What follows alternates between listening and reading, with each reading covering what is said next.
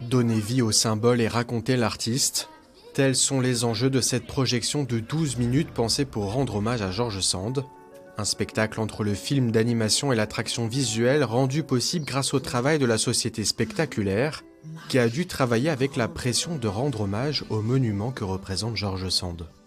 Alors l'idée était de raconter l'histoire de la vie, en tout cas de George Sand, mais en 10 minutes, c'est court, mais surtout de la faire vivre. C'est-à-dire qu'on a la chance d'avoir quelqu'un qui a été portraituré pendant toute sa vie, depuis qu'elle est toute petite jusqu'aux photos de Nadar.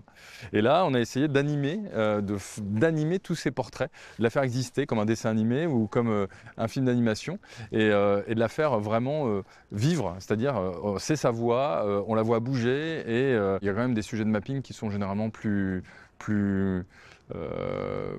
léger ou en tout cas plus divertissant. Là, on est sur quelque chose avec une forme de pression parce que c'est les 150 ans quand même de sa mort. C'est quelqu'un dont on parle beaucoup en ce moment et qui représente vraiment une véritable façon de penser. Donc non, c'était important vraiment d'être à la hauteur du défi. Il faut aimer.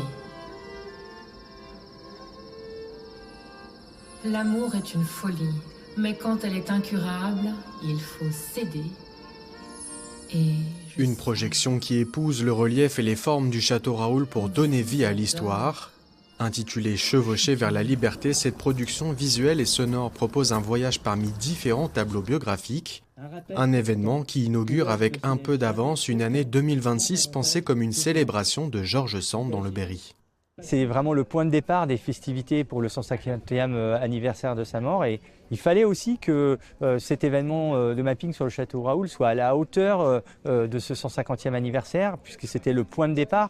Et j'allais dire qu'un lancement qui est réussi, l'ensemble derrière des manifestations de 2026 vont être dans la même dynamique. Et là, je pense que ce soir, on peut être satisfait. Les premières personnes qui ont vu le spectacle sont enchantées. On a vu qu'au moment où on avait le mapping qui était projeté, il y avait vraiment un vrai silence dans la foule.